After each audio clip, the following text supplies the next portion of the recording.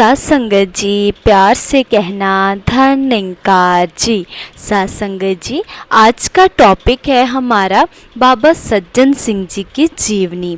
तो आइए सुनते हैं उनकी जीवनी के बारे में। कभी कभी इस धरती पर ऐसे व्यक्ति का जन्म होता है जो सागर से गहरा, पर्वत से ऊंचा और गंगा से पावन होता है। फूल की सुगंधी तो उस ओर ही फैलती है जिस ओर हवा का बहाव होता है, परंतु महात्मा की सुगंधी चारों ओर फैल जाती है। ऐसी ही एक शख्सियत थे बाबा सज्जन सिंह जी। बाबा सज्जन सिंह जी ने इस धरती पर बहुत ही कम आयु व्यतीत की, परंतु इस लघु आयु में उन्होंने यह प्रमाणित कर दिया कि जीवन की सफलता दीर्घ आयु से नहीं बल्कि जीवन जीने के ढंग से मापी जाती है। यदि जीवन में सकारात्मक दृष्टिकोण अपनाया जाए तो लघु आयु भी दीर्घ आयु से बेहतर हो सकती है। बाबा सज्जन सिंह जी एक मिशन थे, एक सिद्धांत थे। यदि यह कहा जाए कि बाबा सज्जन सिंह जी आज के विस्तृत संत निरंकारी मिशन की नींव के वो पत्थर थे जो भले ही दिखाई ना दे, परंतु जिन पर यह बहुमंजिली इमारत आधारित है, तो यह कोई गलत नहीं होगा। उनका जन्म व बचपन। बाबा सज्जन सिंह जी का जन्म युग पुरुष बाबा अवतार सिंह जी एवं जगत माता बुधवंती जी के घर 18 अगस्त 1932 ईस्वी को हुआ। आपके जन्म से पहले ही घर का वातावरण पूर्ण गुरसिक्खी व भक्ति भरा बन चुका था। शहंशाह बाबा अवतार सिंह जी का सारा परिवार समय के सदगुरु बाबा बूटा सिंह जी के चरणों में पूर्ण समर्पित हो चुका था। अक्सर कहा जाता है कि गर्भवती स्त्री के विचार, कर्म व वचन का प्रभाव उसके गर्भ में पनप रहे शिशु पर पड़ता है और यह प्रभाव भी शिशु के संस्कार बनाने में अपना योगदान डालते हैं। कुछ ऐसा ही बाबा सज्जन सिंह जी के साथ हुआ। आपका जन्म गांव लतीफाल, जिला जेहलम, पाकिस्तान में हुआ। निरंकार जाने यह आपके कई जन्मों का तप और साधना थी या निरोल कृपालता कि आपका जन्म इस दिव्य दंपति के घर हुआ। कहते हैं जब आपने जन्म लिया तो आप समाधि अवस्था अर्थात चौकड़े मारे हुए थे। दाई माँ और लेखिका की माता श्रीमती गोमावंती जी, जो रिश्ते में परम पूज्य जगत माता बुधवंती जी की भाभी थी, उन्होंने बाबा अवतार सिंह जी को बधाई देते हुए कहा कि आपके घर तो किसी ऋषि ने जन्म लिया है जो समाधि यानी कि चौकड़ी अवस्था में ही पैदा हुआ है। इस बात की पुष्टि भाई साहब संतोख सिंह जी, जो संत निरंकारी मंडल के प्रथम पब्लिकेशन इंचार्ज थे, उन्होंने 1948 ईस्वी में मंडल की ओर से पंजाबी भाषा में प्रकाशित पुस्तक नूरानी विधाता में अपने लेख सज्जन सिंह जी की ज्योति ज्योत समा गए में इस प्रकार की गई है। श्रीमान वीर सज्जन सिंह जी बाबा जी दे सुपुत्र, आप अभी कुछ महीने के ही थे। एक दिन एक ज्योतिष आपके घर के आगे से गुजरा। उस समय आप घर के आंगन में एक पालने में सोए हुए थे। वह अकस्मात ही अंदर आ गया और पालने के पास रुक गया। वह बड़े ध्यान से आपके पाँव की ओर देखने लगा। जब घर की औरतों ने उससे पूछा कि वह क्या देख रहा है, तो उसने कहा यह बालक कोई साधारण बालक नहीं है, इसके पाँव में पद्म है। इस बालक का पिता दिलों पर राज करेगा। उस ज्योतिषी की ज्योतिष विद्या का कितना ज्ञान था यह तो नहीं पता। परंतु उसकी भविष्यवाणी को समय ने सत्य होते हुए अवश्य देखा है। सद्गुरु बाबा बूटा सिंह जी के चरणों में। अक्सर ये माना जाता है कि माता जी के गर्भ में शिशु का ध्यान इस निरंकार प्रभु से जुड़ा होता है, परंतु जन्म के पश्चात जब वह आँख खोलता है और इस दृश्यमान माया के पसार को देखता है तो वह रो पड़ता है, क्योंकि अब उसे अपने परमपिता से नाता टूटता हुआ नजर आता है। धीरे धीरे वह इस संसार में इतना खो जाता है कि वह अपने प्रभु को भी भूल जाता है। परंतु बाबा सज्जन सिंह जी के संदर्भ में ये बात बिल्कुल ठीक नहीं कही जा सकती। आपने तो आँख खोली तो संतों महापुरुषों के दर्शन हुए, कान में पहली आवाज़ पड़ी तो वह धन्यंकार की थी। उस समय तक आपका परिवार पूर्णता भक्ति रंग में रंग चुका था। आपके पिता भाई साहब अवतार सिंह जी की भेंट 1926 ईस्वी में ही समय के सद्गुरु बाबा बूटा सिंह जी से हो चुकी थी। बाबा जी का इस परिवार में आना जाना लगा रहता था। कुछ समय पश्चात बाबा बूटा सिंह जी उनकी धर्मपत्नी वंती जी और उनकी सासू माँ को अपने घर में ही रखकर सेवा करने का सौभाग्य भी इस परिवार को प्राप्त हुआ। बाबा जी इस सुंदर व कोमल शिशु को विशेष रूप से प्यार दुलार देते, जिससे बालक सज्जन का चेतन आत्मित आनंदित हो उठता। आप बचपन से ही बहुत ही सजग, होशियार, विवेक बुद्धि और प्रतिभा के मालिक थे। आपके बड़े भाई बाबा गुरबचन सिंह जी और आपके मामा बूटा सिंह जी के सुपुत्र जोगिंद्र जी की निरंकारी अंबाला लेखिका के भाई के साथ आपके बचपन के दिन बीते।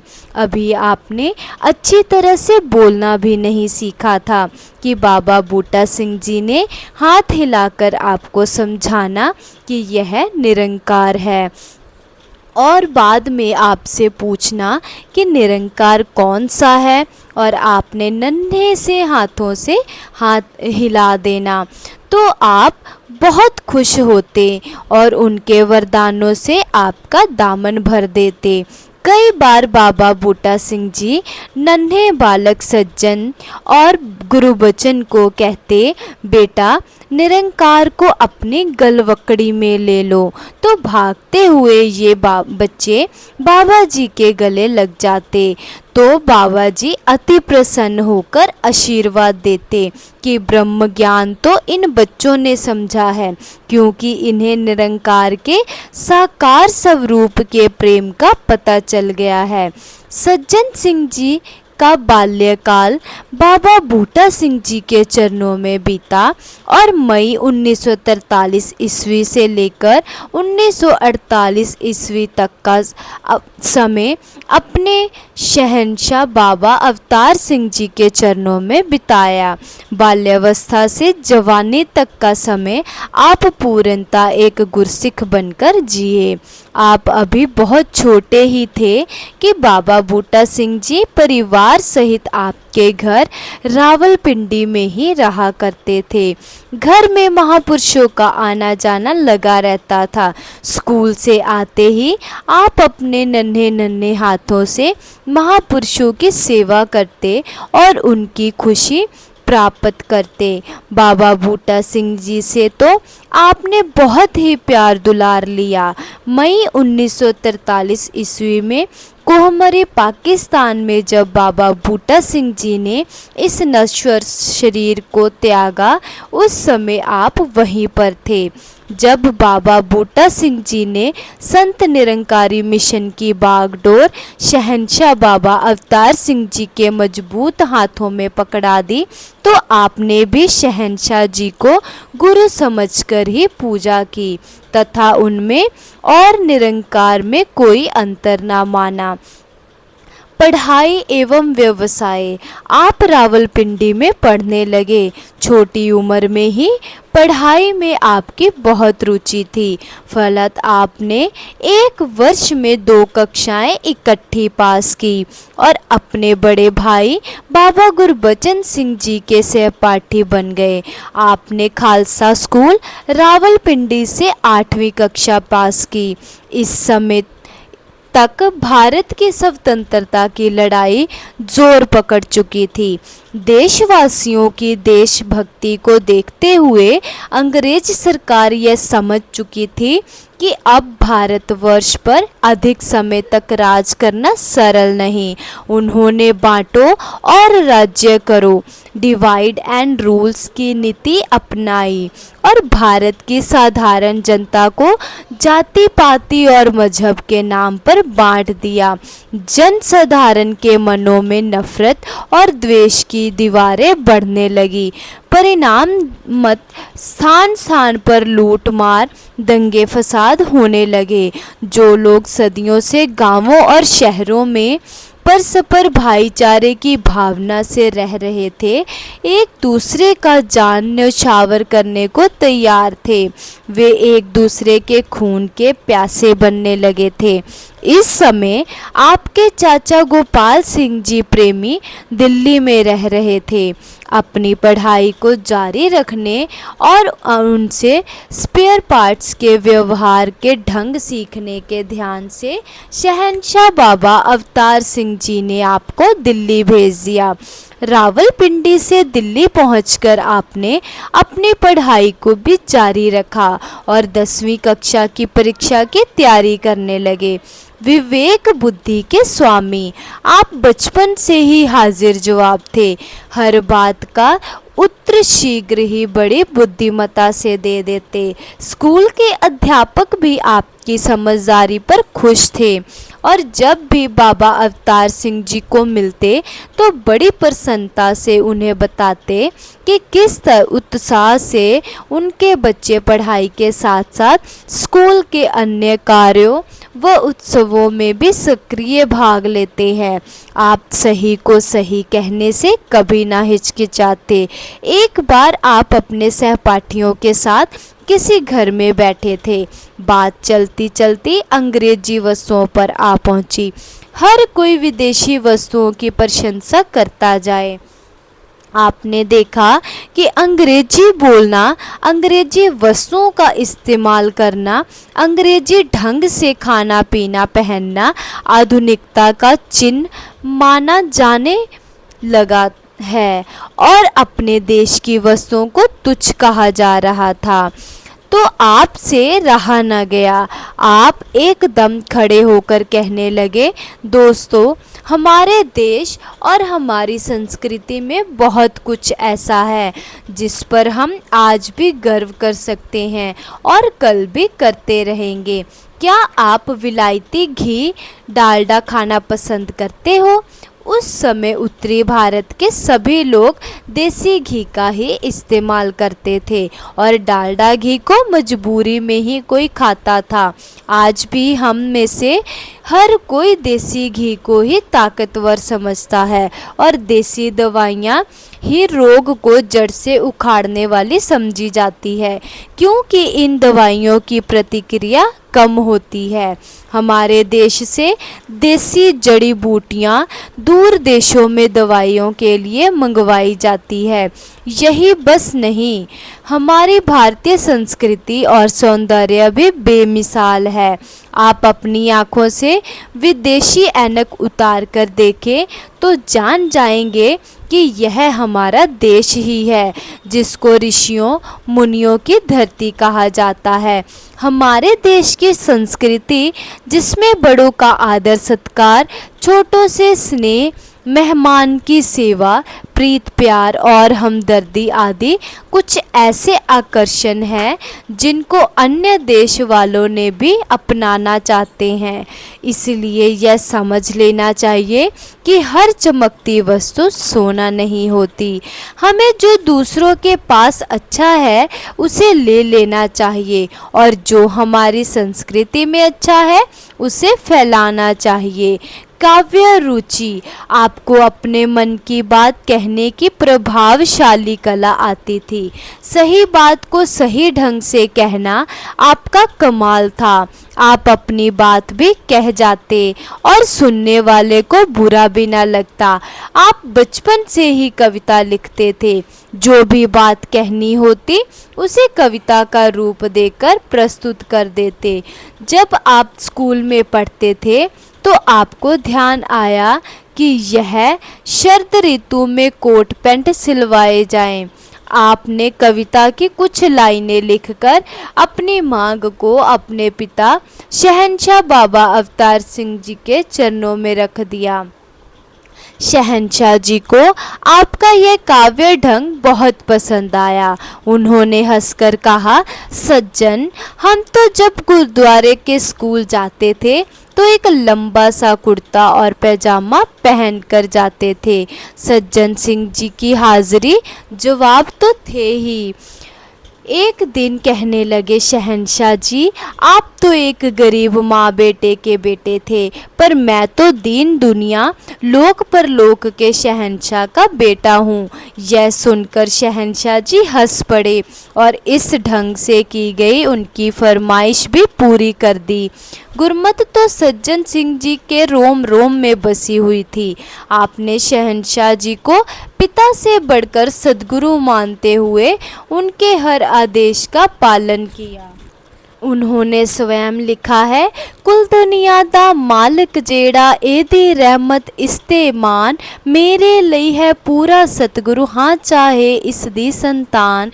गोदी विच बिठा के मैनू बाबे लाड लडाया ਏ अंग संग वसदे प्रभु दा मैनू इसे दर्श कराया ਏ वांग कमल दे रहना दस्या ऐसे मैनू विच संसार अपनी नज़र सराफी दिती पाके झोली नाम भंडार नाम नू ए दे खर्चा खावा औंदे मुल्लो तोट नहीं खालस सोना पासे दाए जिस विच रत्ती खोट नहीं लख 84 आना जाना सारा गेड़ मुकाया है सज्जन जा अवतार गुरु ने अपनी चरनी लाया है।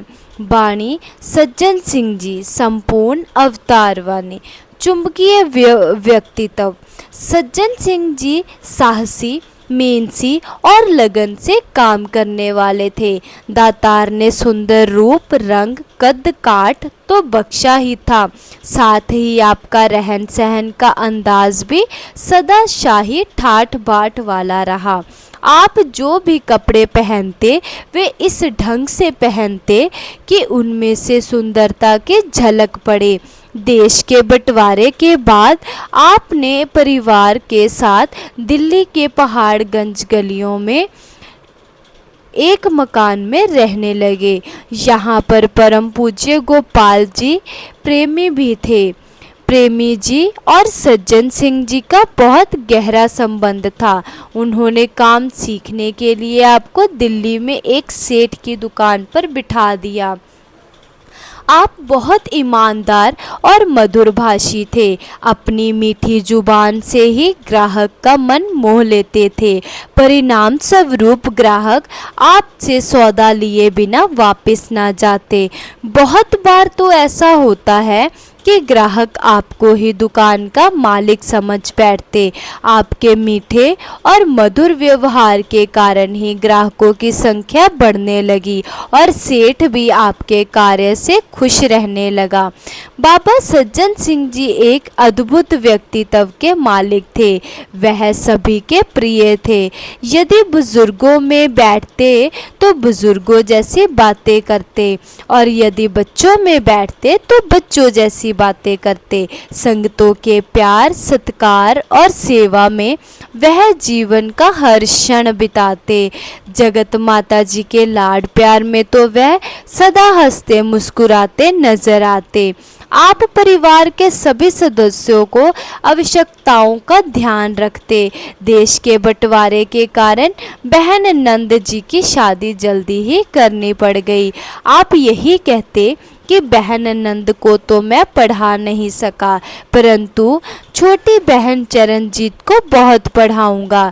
यही कारण था कि बहन चरणजीत ने जब 8वीं कक्षा पास कर ली तो उस समय के हालात को देखते हुए कई महापुरुषों ने ध्यान बनाया कि इन्हें आगे ना पढ़ाया जाए, पर चरणजीत जी बाबा सज्जन सिंह जी के वचन याद थे।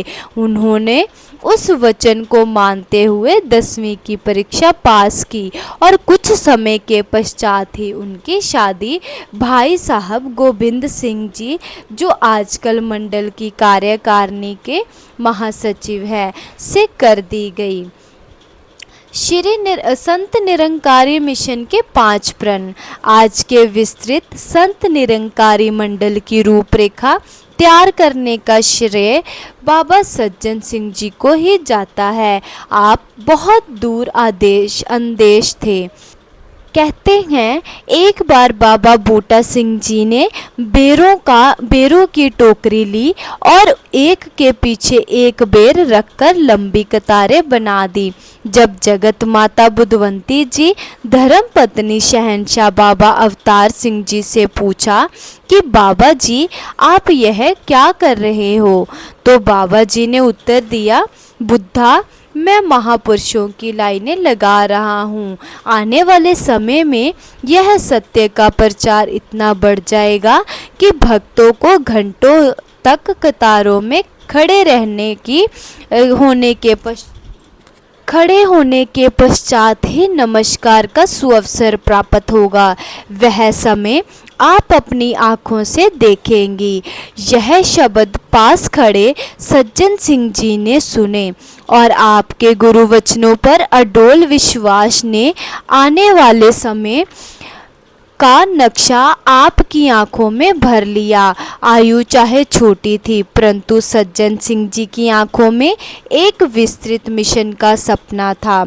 इस सपने को साकार करने के लिए और सही रूप देने के लिए आप समय समय पर अपने मन के भाव सद्गुरु बाबा अवतार सिंह जी के सम्मुख रखते रहे।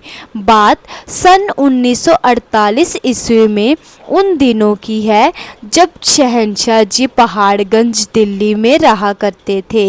एक दिन शहंशाह जी के पास सभी बड़े बड़े तपस्वी संत महापुरुष बैठे वार्तालाप कर रहे थे।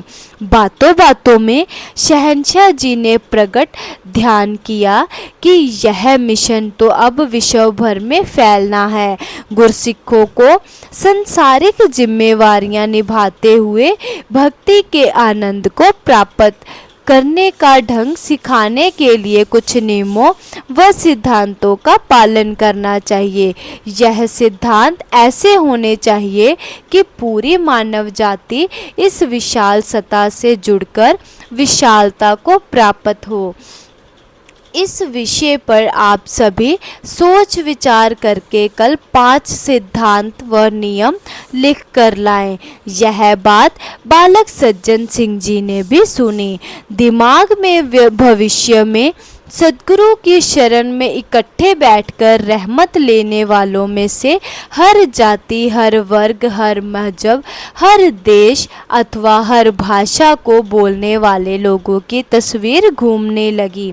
अगले दिन बहुत से महात्मा अपने अपने ध्यान के अनुसार 5 सिद्धांत लिख कर लाए। सबने पढ़कर सुनाए, परंतु शहंशाह जी को किसी में कोई तब्दीली करने की आवश्यकता महसूस हुई। जब सभी बड़े बड़े महापुरुष अपनी बात कह चुके थे तो सज्जन सिंह जी ने बड़ी नम्रता से प्रार्थना की कि वह भी 5 सिद्धांत लिख कर लाए हैं।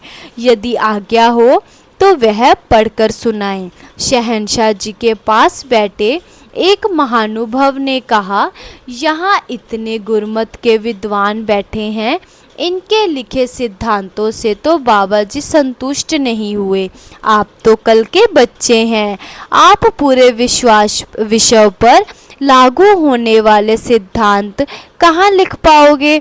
इस महात्मा की बात सुनकर शहंशाह जी ने फरमाया, महापुरुषों, उम्र को नहीं देखो, सज्जन को अपनी बात कह लेने दो।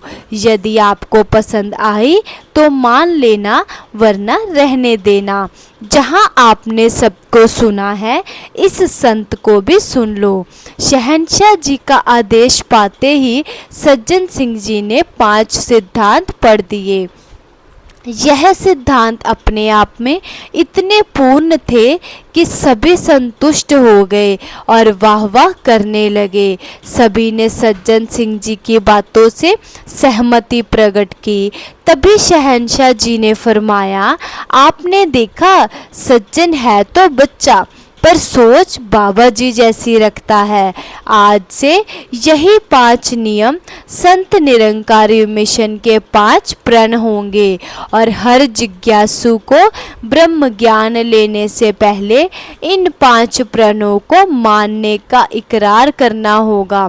जो इन प्रणों को मानेगा वही विशालता को प्राप्त हो चुकी होगी, जीवन व्यतीत करेगा। इस तरह इन 5 प्रणों के निर्माण का श्रेय भी बाबा सज्जन सिंह जी को जाता है।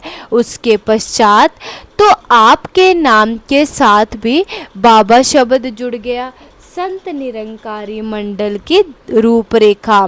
यदि कहा जाए कि आज के संत निरंकारी मंडल की रूपरेखा सज्जन सिंह जी ने तैयार की, तो यह कोई अतिशयोक्ति ना होगी। चाहे उस समय निरंकारी संतों की गिनती बहुत कम थी, परंतु सज्जन तो भविष्य की विशाल संगतों को अपनी अंतरात्मा से देख रहा था।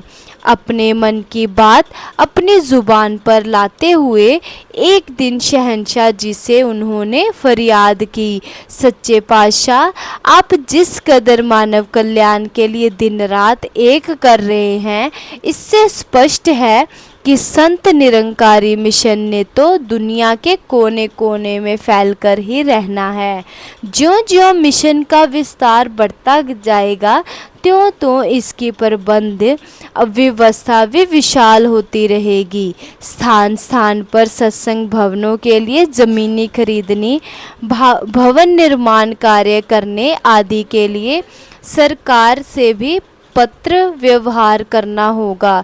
इसीलिए क्यों ना एक कमेटी बना दी जाए जो इस प्रबंध की देखरेख करे और आप अपना बहुमूल्य समय मानव कल्याण कार्यों में लगा सके। यह बात सुनते ही शहंशाह जी अति प्रसन्न हुए और फरमाने लगे, सज्जन, आपने मेरे मन की बात कह डाली है। कुछ समय पश्चात ही शहंशाह जी ने 7 मेंबरों की एक संस्था बनाई, जिसका कार्य पूरी प्रबंध व्यवस्था को देखना था। इसका नाम संत निरंकारी मंडल रखा गया। कहते हैं, एक दिन शहंशाह बाबा अवतार सिंह जी ने उन 7 महापुरुषों के नाम घोषित किए जो सेवा, सत्कार, प्यार, समर्पण और तप त्याग की चरम सीमा को छू सके। उनके आदेश अनुसार भाई साहब लाभ सिंह जी संत निरंकारी मंडल के प्रधान, डॉक्टर देसराज जी उप प्रधान, श्री राम शरण जी सचिव, बाबू महादेव सिंह जी उप महासचिव, श्री संतोख जी प्रकाशन इंचार्ज, भाई साहब जुगल किशोर जी खजांची और भाई साहब रामचंद्र जी पहाड़गंज दिल्ली वाले लंगर इंचार्ज बनाए गए। यदि सदस्य संत निरंकारी मंडल के प्रबंध कार्यों की देखरेख करने लगे। इस तरह 24 सितंबर 1948 ईस्वी में बाबा सज्जन सिंह जी का ध्यान पूरा हुआ और संत निरंकारी मंडल की स्थापना हो गई। निरंकारी साहित्य का प्रारंभ। आपकी दूरदृष्टि इस विज्ञान और प्रेम के युगों में पत्रिका के महत्व को समझती थी। आप जानते थे कि मिशन की अपनी पत्रिका छपे तो यह सत्य की आवाज़ वहाँ तक भी पहुँच सकती है जहाँ हमारे प्रचारक नहीं पहुँचा पाते। आपने शहंशाह बाबा अवतार सिंह जी के चरणों में संत निरंकारी मंडल की अपनी एक पत्रिका प्रकाशित करने का ध्यान प्रकट किया। आपने सबसे पहले एक छोटी सी पुस्तक चंदनवाड़ी के नाम से और उसके उपरांत एक पवित्र सदगुरु दी लॉर्ड जून 1948 में पंजाबी में छपवा कर संतों में बांटी। भाई साहब अमर सिंह जी पटियाला वाले प्रेम के कार्य का तजुर्बा रखते थे, इसलिए इस कार्य के लिए उनका सहयोग भी लिया गया। इस प्रारंभिक प्रतिक्रियाओं को संपादकीय लेख और कविताएं आपकी विद्वता और कलम के धनी होने का प्रत्यक्ष परिणाम है। सदगुरु दी लॉर्ड की भूमिका में आपने इस पत्रिका को छपवाने का तात्पर्य बताते हुए लिखा, पाकिस्तान से आने के पश्चात हम सभी महापुरुष एक स्थान पर इकट्ठे ना हो सके और बिखर गए। हम में से अधिक महापुरुष दिल्ली में आ गए, जिस कारण दिल्ली में आई हुई संगत ने भी सत्संग बना लिया, परंतु अन्य जो पंजाब के शहरों में महापुरुष हैं वे रोज़ाना या साप्ताहिक संगत नहीं कर सकते। जो महापुरुष गांव आदि में या यूपी अथवा हिंदुस्तान के अन्य दूर के प्रांतों में चले गए हैं वे भी संगत से वंचित रहते हैं। तो इन पौधों के लिए जिन्हें माली के दूर होने के कारण पानी ना मिल पाने की तड़प महसूस हो रही है, हमने मासिक पत्रिका का प्रबंध किया है। यह पत्रिका माली के पानी देने का काम करेगी और उन पौधों को संगत रूपी पानी के बगैर सूखने से रोकेगी और हरा भरा कर देगी। इस रसाले में उच्च कोटि के महापुरुष के चुने हुए लेख और कविताएं और साथ ही सदगुरु बाबा जी के एक बहुत बड़े समारोह में दिए गए प्रवचन भी हैं। इसके अतिरिक्त संत निरंकारी मंडल की कमेटी की ओर से जो जो नियम बनाए गए हैं वे भी इस रसाले में दिए गए हैं, जो कि हमारे लाभ के लिए है। ये रसाला आप महापुरुषों के घर में हर महीने पहुंच जाएगा, इसलिए इस रसाले को आप स्वयं ही पढ़ें और पढ़ने के पश्चात दूसरों को देने की कृपा करें। यह रसाला राजनीति या किसी राजनैतिक पार्टी के साथ, बल्कि यह एक धार्मिक रसाला है जिसका महत्व जीवन सुधार है। जिनकी ओर से यह रसाला निकल रहा है उनकी जान पहचान यहीं लिखनी मैं ज़रूरी समझता हूँ। पूज्य से दूसरों को देने की कृपा करें। यह रसाला राजनीति या किसी राजनैतिक पार्टी के साथ, बल्कि यह एक धार्मिक रसाला है जिसका महत्व जीवन सुधार है। जिनकी ओर से यह रसाला निकल रहा है उनकी जान पहचान यहीं लिखनी मैं ज़रूरी समझता हूँ। पूज्य सदगुरु बाबा बूटा सिंह जी इस मिशन के संपादक थे। उन्होंने कोई नया पंथ या कोई अन्य ऐसी जमात नहीं बनाई, बल्कि पुरातन गुरुओं महापुरुषों के उपदेशों को इस महाघोर कलयुग में दोबारा प्रकट किया, निरंकार का ज्ञान दुनिया में बांटा और अब उनके पश्चात सदगुरु बाबा अवतार सिंह जी ने इस उपकार आत्म सुधार का बीड़ा उठाया है। आप इनको इतने सुंदर ढंग से निभा रहे हैं कि थोड़े से समय में ही इन्होंने पेशावर, रावलपिंडी, मरी, लाहौर, नौशहरा, हरिपुर, धनी और पोठोहार जिला जेहलम के एक एक गांव और साथ ही सिंध प्रांत के प्रसिद्ध नगरों और गांवों में और अब दिल्ली, मुंबई, अंबाला, जालंधर, लुधियाना, अमृतसर, पटियाला, नाभा, हरिद्वार, देहरादून, मसूरी, बुढलाडा, आगरा, मथुरा और अनेकों शहर और गांवों में नाम रूपी अमृत का छिड़काव कर रहे हैं। अब इस रसाले के द्वारा भी इस रोशनी को फैलाने का प्रयास कर रहे हैं। बाबा जी अपना फर्ज समझते हुए भूले हुए जीवों को सही मार्ग पर चलाने की बख्शिश कर रहे हैं। जियो दान दे भगती लाइन हर सियो लैन मिलाए, क्योंकि माया में फंसे हुए लोग माया को ही रब समझ बैठे हैं। दात प्यारी विसरिया दातार, जाने नहीं मरण विचारा, सुत कंचन सित हित वदाया, सब जग अपना एक राम पराया वाली बात मायाधारी कर रहे हैं। और निरंकार को जानने वालों ने यह बात समझ ली है कि वेदों न वाई, भैणों ना भाई, एको सहाई राम है, जिथे पुत्र कलत्र कोई बेली नाही, तिथे हरे हरे नाम चढ़ाया की बात समझ ली है।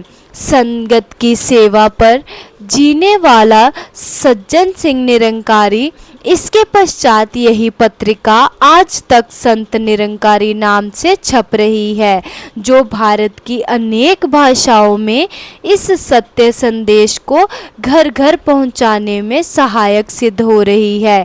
इस प्रकार संत निरंकारी प्रकाशन का प्रारंभ भी आपके द्वारा ही हुआ।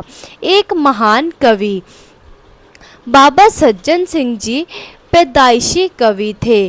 कविता वह बनाते नहीं थे, उनके हृदय से स्वयं ही निकलती थी। बचपन में यदि किसी चीज़ की आवश्यकता महसूस करते तो शहंशाह जी के सम्मुख कविता पढ़ देते। एक बार आपको घड़ी की आवश्यकता महसूस हुई, आपने इसी पर नन्ही सी कविता लिखकर हुजूर के सम्मुख रख दी। जब आप दिल्ली आए तो आपके चाचा गोपाल सिंह जी प्रेमी ने आपको किसी सेठ की दुकान पर काम सीखने के लिए रखवा दिया। आपका मन पढ़ाई जारी रखने का था। आपने एक कविता लिखकर शहंशाह जी के चरणों में अर्पण कर दी। उस कविता के एक दो शेर ये थे।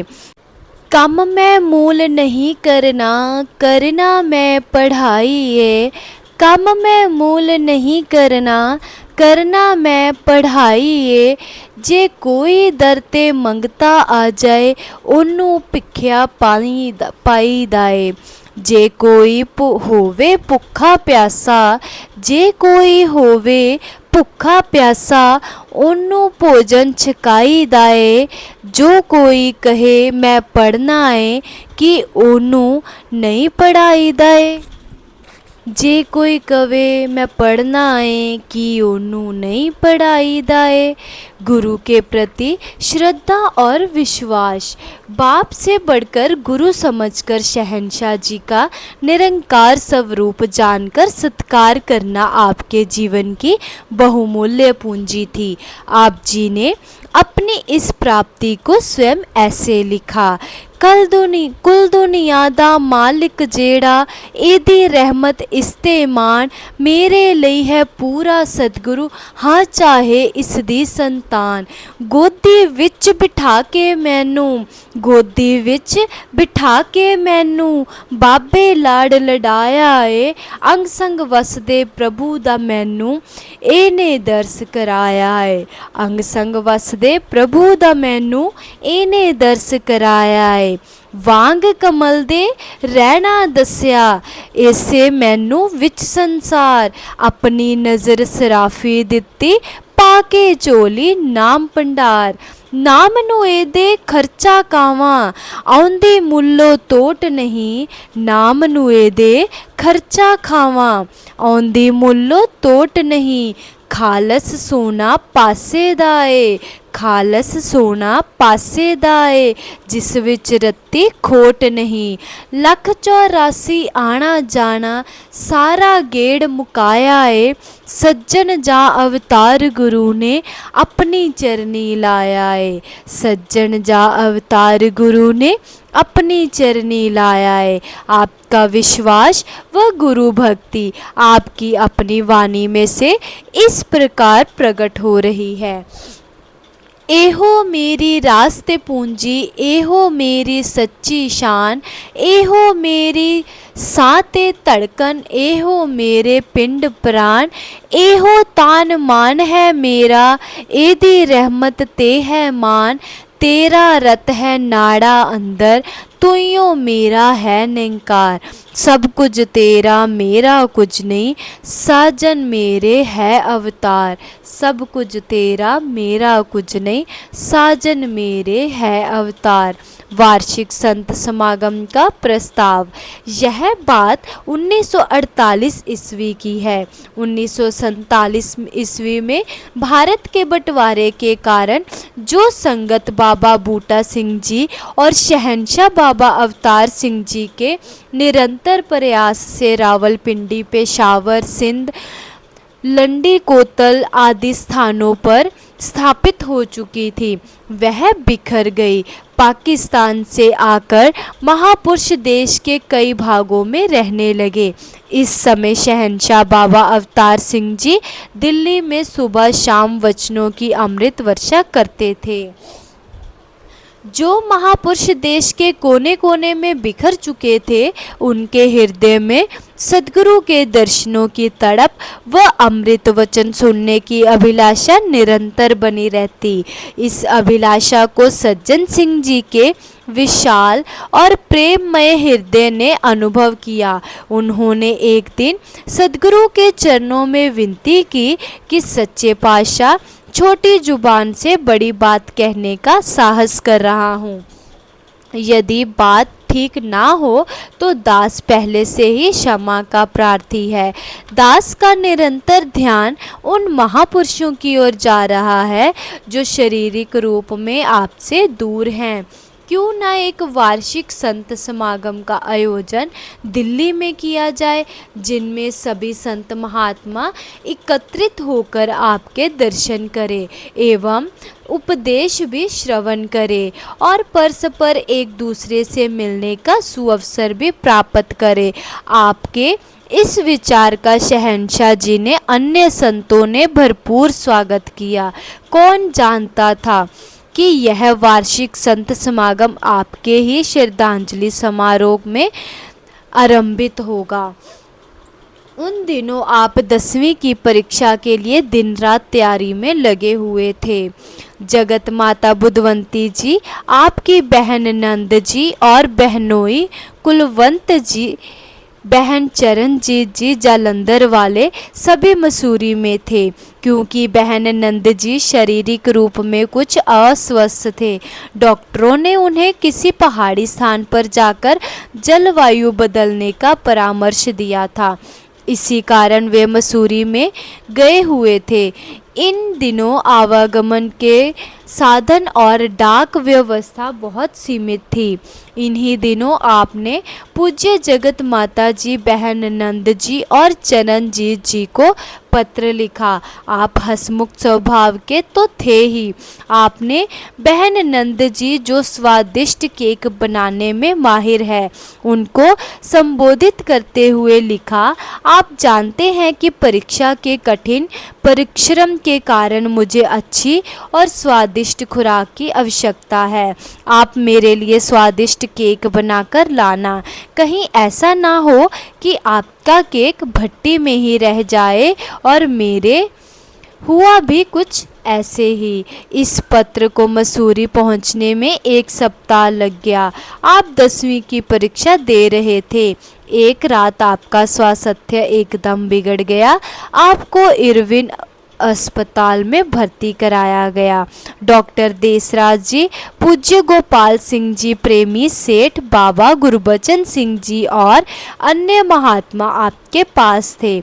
सायंकाल को हुजूर शहंशाह जी अस्पताल में आपको आशीर्वाद देने पहुँचे। उस समय सज्जन सिंह जी को शारीरिक कष्ट बहुत गहरा था। अपने सद्गुरु के दर्शन करते ही गुरसिख सज्जन की नज़रें झुक गई और आँखों से नीर बहने लगा। शहंशाह जी ने आपके सिर पर हाथ फेरा और कहा, ब्रह्मज्ञानी भक्त शरीर के दुखी की परवाह नहीं करते, भक्त तो सुख दुख में सम रहते हैं। यह वचन सुनकर आपने भीगी आँखों से विनती की कि सच्चे पातशाह, ये आँखें इसलिए नम नहीं हो रही हैं कि मैं शारीरिक कष्ट या मौत से डर रहा हूँ, बल्कि डर तो इस बात का है कि आपका पुत्र होने के नाते आपके लाड प्यार में पलते हुए आपके सम्मान में कई त्रुटियां रह गई हैं। आप दास को बख्श देना, बख्श देना। शहंशाह जी ने एक पूर्ण गुरसिख और एक आज्ञाकारी पुत्र होने के नाते आपको सीने से लगाया और बहुत प्यार दिया। शहंशाह जी वापसी घर आ गए और उधर सज्जन सिंह जी की आत्मा इस विशाल परम आत्मा में समाविष्ट हो गई। शरीर त्यागने से पहले आप अपने पास खड़े सभी संत महापुरुषों से क्षमा मांगी और तू ही निरंकार का सिमरन करते हुए इस निरंकार में समा गए। उस समय आपकी आयु मात्र 18 वर्ष कुछ दिन की थी। उधर शहंशाह जी निरंकार की इस क्रीड़ा को शांत मन से देख रहे थे और जब उनको सज्जन सिंह जी के शरीर त्यागने का समाचार दिया गया तो वह अडोल और शांत रहे। सभी को निरंकार की रजा के आगे नतमस्तक करते हुए कहा, ज्योति ज्योत। 18 अगस्त 1948 को सज्जन सिंह जी ने इस नश्वर शरीर को त्यागा। सज्जन सिंह जी के शरीर त्यागने का समाचार जल्द ही सभी महापुरुषों तक पहुंचाया गया। शीघ्र ही सभी महापुरुष सज्जन शहंशाह जी के पहाड़गंज वाले निवास स्थान पर एकत्रित होने शुरू हो गए। सबकी आंखें नम, शब्द मौन और भाव असीम थे। इस समय सद्गुरु ही सबको धैर्य दे रहे थे और निरंकार प्रभु के भाने को मीठा करके मानने का उपदेश दोहरा रहे थे। उन दिनों दिल्ली से सिर्फ एक ही बस मसूरी जाती थी और दूसरे दिन वही बस वापस आती थी। एक दिन महापुरुष को जगत माता जी और परिवार को लाने के लिए मसूरी भेजा गया। परिवार तीसरे दिन दिल्ली पहुंचा, जबकि सज्जन सिंह के पार्थिव शरीर का संस्कार दूसरे दिन ही कर दिया गया था। इस तरह जगत जननी बुधवंती जी अपने लाल ना कर सके और बहनें नंद जी और चरणजीत जी अपने प्यारे भाई को अंतिम विदाई ना दे सकी। सज्जन सिंह जी की अंतिम यात्रा भी एक ऐतिहासिक घटना बनकर रह गई। शहंशाह बाबा अवतार सिंह जी ने मानव मात्र को प्रभु की रज़ा में जीने का पाठ पढ़ाया था। भरी जवानी में हुई इस मृत्यु को इस प्रकार स्वीकार किया जैसे किसी महापुरुष के शरीर में रहने या निरंकार में समा जाने में कोई विशेष अंतर ही ना हो।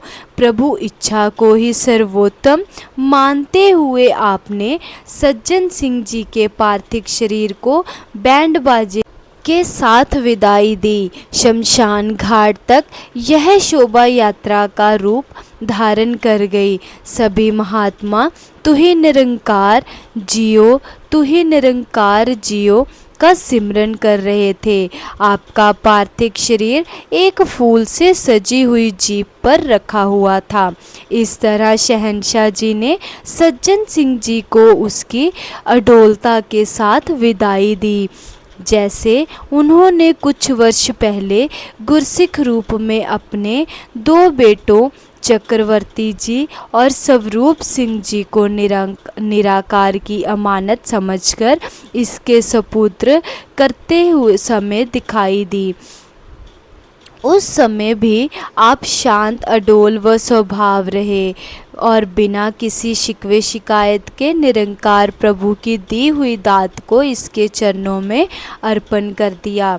सज्जन सिंह जी के शरीर त्यागने के पश्चात 27वें दिन 1948 ईस्वी को उनके जीवन से प्रेरणा लेने के लिए एक श्रद्धांजलि समारोह रखा। इस समागम में शहंशाह जी ने साध संगत को संबोधित करते हुए फरमाया, साध संगत, सज्जन शरीर रहते हुए भी इस निरंकार में था और शरीर का भ्रम मिट जाने पर भी इसी निरंकार में समा गया है। किरण सूरज से मिलकर इसी से एकमेव हो गई है। बूंद सागर से मिलकर सागर बन चुकी है। इसीलिए जो शरीर का भुलेखा था वह भी मिट गया। ऐसे संतों महापुरुषों की जीवन यात्रा संपन्न होने पर महापुरुष दुखी नहीं मनाया करते, बल्कि इस निरंकार प्रभु का शुक्रिया अदा करते हैं कि यह आत्मा अपना मानव जन्म सफल करके गई है। सज्जन सिंह जी का भी ध्यान था कि वर्ष में एक बार सभी संत महापुरुष समागम रूप में एकत्रित हो, तो आज के इस श्रद्धांजलि समारोह को संत निरंकारी मिशन का पहला वार्षिक संत समागम समझ लेना चाहिए। आज अक्टूबर नवंबर के महीने में जो वार्षिक संत समागम होता है उसकी बुनियाद भी इस महात्मा के नाम से जुड़ी हुई है। साथ संगत जी, ये हिस्ट्री हमें हर एक महापुरुष को पता होनी चाहिए। तो साथ संगत जी, प्लीज़ इस वीडियो को आप शेयर ज़रूर करना अगर किसी को इस हिस्ट्री के बारे में जानना है। आप जी अपना प्यार आशीर्वाद प्लीज़ बनाए रखना जी, कृपा करना जी, प्यार से कहना धन्यवाद जी।